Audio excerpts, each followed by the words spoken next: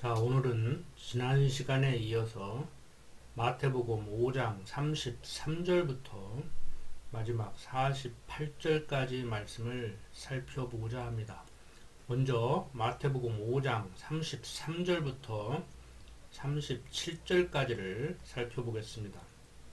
또 옛사람에게 말한 바 헛 맹세를 하지 말고 내 맹세한 것을 주께 지키라 하였다는 것을 너희가 들었으나 나는 너희에게 이르노니 도무지 맹세하지 말지니 하늘로도 말라 이는 하나님의 보좌이며 땅으로도 말라 이는 하나님의 발등상이며 예루살렘으로도 말라 이는 큰 임금의 성이며 내 머리로도 말라 이는 내가 한 토록도 희고 검게 할 수 없음이라. 오직 너희 말은 옳다 옳다 아니라 아니라 하라. 이에서 지나는 것은 악으로 조차 나느니라. 구약 성경을 보면은 이스라엘 백성들은 하나님께 서원 기도를 한 경우가 있습니다. 서원 기도는 하나님 앞에 자발적으로 맹세를 하는 것입니다. 성경 교사들이 자주 언급하는 구약 시대의 대표적인 서원 기도는 한나의 서원 기도입니다. 한나는 아들만 주시면 그 평생을 아예 나실인으로 삼아 하나님께 드리겠다고 하였습니다. 하나님께서는 한나의 통곡과 기도를 들으시고 그 태를 열어 아들을 잉태케 하셨습니다. 그 아들이 바로 사무엘입니다. 이러한 서원 기도를 근거로 아직도 많은 성도들이 서원 기도를 하고 있습니다. 여기에서 나실인으로 산다는 말은 하나님께 나는 이러이러한 사람으로 살겠습니다 라고 서원했을 때 그대로 사는 사람들을 말합니다. 그렇게 살겠다고 서원을 한 사람들을 나실인 서원을 했다고 그렇게 얘기합니다. 나실이라는 그러한 단어는 바쳐진 자, 헌신한 자를 뜻하는 의미의 단어입니다. 나실인, 나실 사람 이렇게 말할 수 있습니다. 성경에 보면은 이렇게 일평생 동안 나실인으로 서원하고 살아갔던 사람들은 삼손, 사무엘, 세례요한 등이 있습니다. 어떤 이는 자기의 키를 크게 해주면 평생 하나님을 위해 살겠다고 서원하기도 합니다. 그런가 하면 육신적인 것을 위해서는 서원을 하지 말아야 한다고 주장하는 사람들도 있습니다. 또한 서원은 하나님과의 약속이므로 반드시 지켜야 하기 때문에 함부로 해서는 안 된다고 하는 사람도 있습니다. 그리고 어떤 이는 우선 서원은 하지 않는 것이 좋지만 지키지 못하면 회개하면 그만이라고 하기도 합니다. 그러나 신약시대에 구약 성경을 근거로 하는 서원 기도가 과연 성경적일까 하는 것입니다. 성경적이라고 하면은 앞에서 어떤 이들이 말한 바와 같이 그렇게 해야 될 것입니다. 그렇지만 먼저 서원 기도가 성경적인가 아닌가부터 살펴봐야 됩니다. 사람들이 육신적으로 자기에게 유익한 것은 구약에서 얘기한 대로 그대로 지켜야 된다고 하고 어떤 것들은 지키지 않아도 된다고 얘기를 합니다. 이것은 성경 그대로 보지 못하고 자기 유익에 따라서 아전인수 해석을 하고 적용을 하기 때문에 이러한 일들이 벌어집니다. 아무튼 서원 기도의 내용을 보면 대부분 기복적인데 오늘날의 이러한 서원 기도가 성경적이며 지금도 유효한가에 대하여 살펴보고자 합니다. 자, 예수님은 구약 성경을 근거로 옛사람들에게 거짓 맹세를 하지 말고 죽게 한 너희 맹세들을 지켜라 하고 이런 것을 너희가 들었으나 나는 너희에게 말하니 결코 맹세하지 말아라고 말씀하십니다. 하늘이나 땅을 두고도 하지 말라고 하십니다. 또한 땅이나 예루살렘을 두고도 하지 말라고 하십니다. 그 이유는 하늘은 하나님의 보좌이며 땅은 하나님의 발 받침대이고 예루살렘은 위대한 왕의 성읍이며 내가 내 머리카락 하나라도 희귀하거나 검게 할 수 없기 때문이라고 합니다. 그러면서 오직 너희는 그저 예는 예, 아니오는 아니오가 되도록 하라고 합니다. 그렇지 않고 하나님께 맹세하는 것은 악에서 나오는 것이기 때문이라는 것입니다. 인간이 여호와 이름을 빙자하여 자기 욕구를 충족하려고 하는 것은 하나님을 욕되게 하는 것입니다. 하나님은 인간의 요구에 따라 섭리하는 분이 아니십니다. 오직 당신 뜻대로 섭리하는 분이십니다. 그런데 인간이 하나님께 내 요구를 들어주시면 이렇게 살겠다고 맹세하는 것은 하나님을 인간의 요구에 따라 섭리하시는 분으로 만드는 것입니다. 그러므로 하나님께 서원 기도라는 이름으로 맹세하는 것은 하나님을 욕되게 하는 결과를 초래합니다. 그렇기 때문에 우리는 주께서 원하시면 우리가 살기도 하고 이것이나 저것을 할 것이다 라고 해야 합니다. 육체의 소욕에 따른 맹세는 악으로 쫓아나온 것입니다. 어떤 이의 말과 같이 성령의 소욕에 따른 맹세는 선으로 쫓아나온 것이기에 괜찮다고 할는지 모르겠지만 하나님의 뜻에 따라 사는 삶이 선을 쫓는 삶입니다. 그리고 어떤 이는 거짓 맹세만 하지 않으면 된다고 말하기도 하지만 과연 하나님 앞에서 맹세한 맹세를 지켜 행할 수 있는가 하는 것입니다. 우리는 지켜 행하고 싶어도 인간은 전능하지 못하기 때문에 불가능합니다. 그러므로 하나님께 서원하고 내가 서원한 것을 들어주시면 이렇게 살겠다고 맹세하는 것은 선을 좇는 것이 아닙니다. 오늘 사는 우리는 구약 성경을 근거로 구약 시대에 나시린 서원을 한 사람들이 있는 것과 같이 신약 시대인 지금도 나시린 서원을 할 수 있고 해야 된다고 얘기를 합니다. 그렇지만 과연 그러한가? 성경을 전체적으로 살펴보고 성경을 바로 이해한 후에 과연 지금도 나시린 서원이 필요하고 해야 되는가 하는 것을 좀 더 깊이 생각해 봐야 될 것입니다. 자, 계속해서 마태복음 5장 38절부터 48절 살펴보도록 하겠습니다. 또 눈은 눈으로 이는 이로 갚으라 하였다는 것을 너희가 들었으나 나는 너희에게 이르노니 악한 자를 대적지 말라. 누구든지 내 오른편 뺨을 치거든 왼편도 돌려대며 또 너를 송사하여 속옷을 가지고자 하는 자에게 겉옷까지도 가지게 하며 또 누구든지 너로 억지로 오리를 가게 하거든 그 사람과 심리를 동행하고 내게 구하는 자에게 주며 내게 꾸고자 하는 자에게 거절하지 말라. 또 내 이웃을 사랑하고 내 원수를 미워하라 하였다는 것을 너희가 들었으나 나는 너희에게 이르노니 너희 원수를 사랑하며 너희를 핍박하는 자를 위하여 기도하라. 이같이 한즉 하늘에 계신 너희 아버지 아들이 되리니 이는 하나님이 그 해를 악인과 선인에게 비추게 하시며 비를 의로운 자와 불의한 자에게 내리우심이니라. 너희가 너희를 사랑하는 자를 사랑하면 무슨 상이 있으리요? 세리도 이같이 아니하느냐? 또 너희가 너희 형제에게만 무난하면 남보다 더하는 것이 무엇이냐? 이방인들도 이같이 아니하느냐?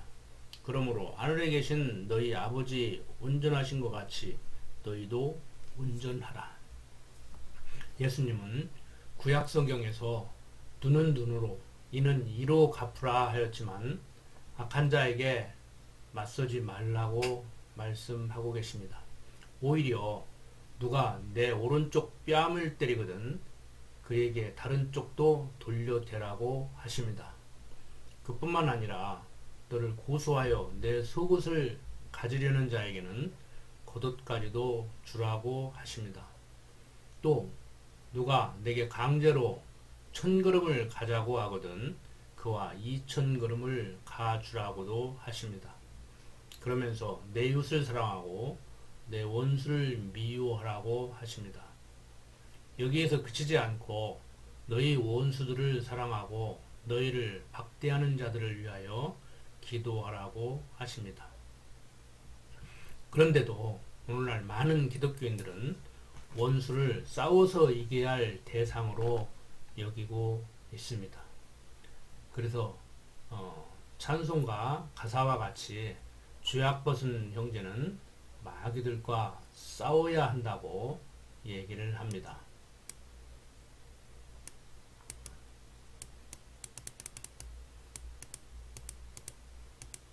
과연 성도에게 마귀는 싸워서 이겨야 할 대상인가? 아니면 사랑해야 할 대상인가? 성도와 마귀에 대한 관계가 성경적으로 바로 정리되지 않으면 성경적이지 못한 신앙생활을 할 수가 있습니다. 성경 이 내용을 윤리적이고 도덕적인 측면으로 보면은 눈은 눈으로 이는 이로 갚으라 하는 것은 구약시대의 율법적 삶이고 지금 신약시대에는 악한 자를 대적지 말고 누구든지 내 오른뺨을 치거든 왼편도 돌려대며 너를 송사하며 속옷을 가지고자 하는 자에게 겉옷도 가지게 하라고 하는 것이 신약시대 예수님께서 말씀하신 것이라고 생각하기가 쉽습니다. 구약시대와 같이 눈은 눈으로 이는 이로 갚으라 한 것 같이 지금도 그래야 된다면 세상이 더 살벌해지겠죠. 사실 그렇게 사람들이 살아가고 있습니다.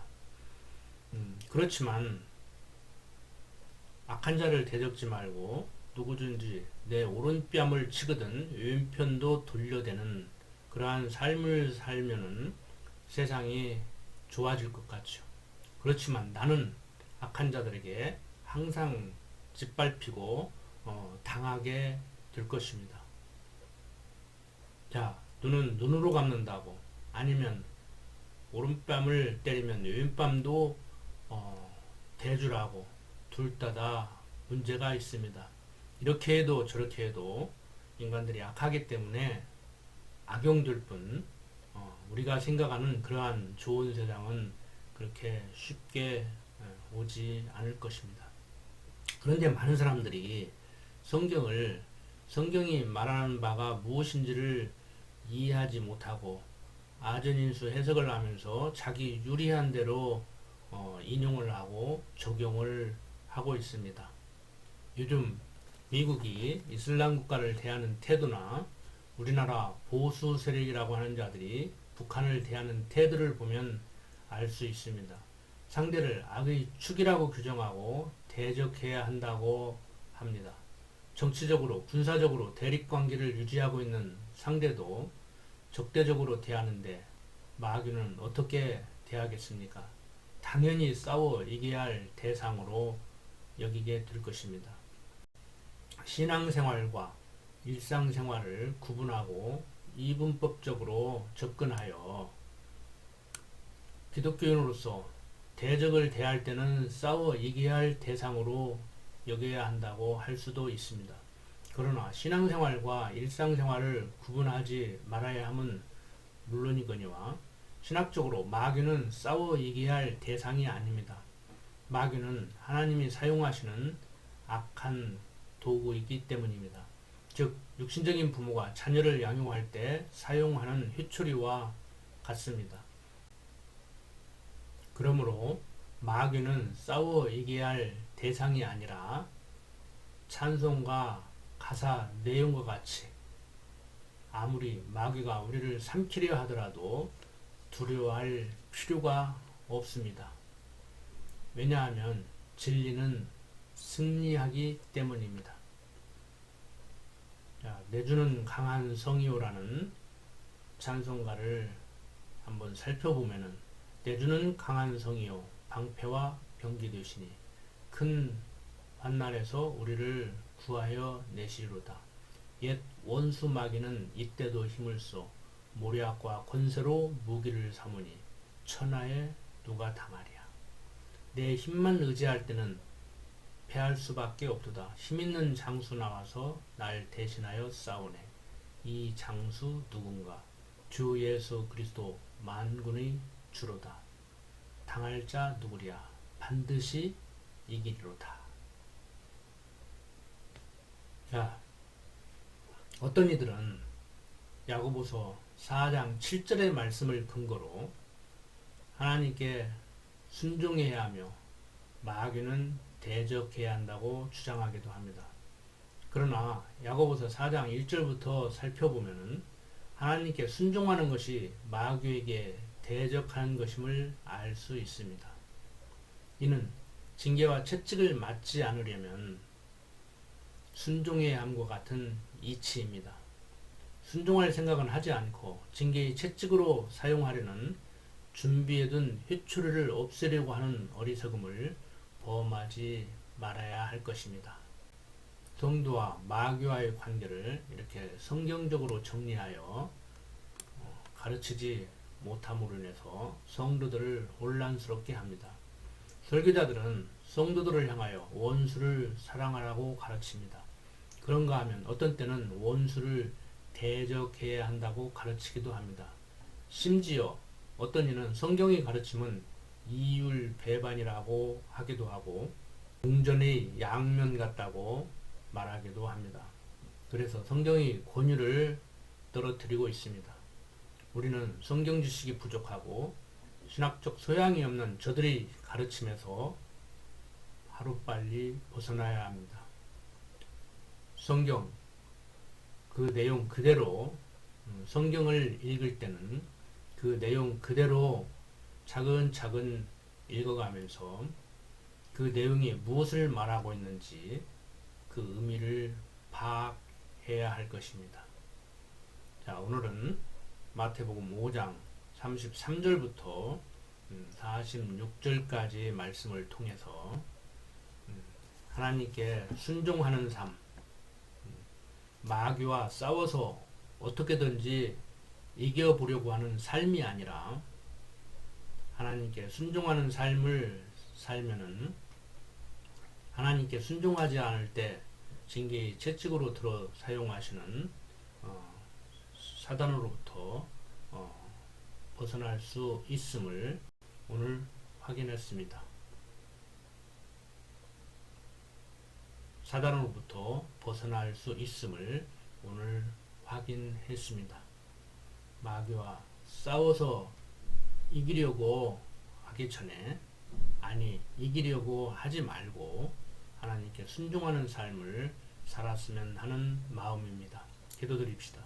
아버지 하나님, 오늘도 많은 이들이 코로나19로 인해서 활동하지 못하고 불안해하고 있습니다. 어떠한 상황 가운데서도 질병으로부터 우리를 지켜주시고 하나님을 여호와로 알고 경외하는 삶을 살 수 있도록 하나님 인도하여 주시옵소서. 부족한 종 예수님 이름으로 기도드립니다. 아멘.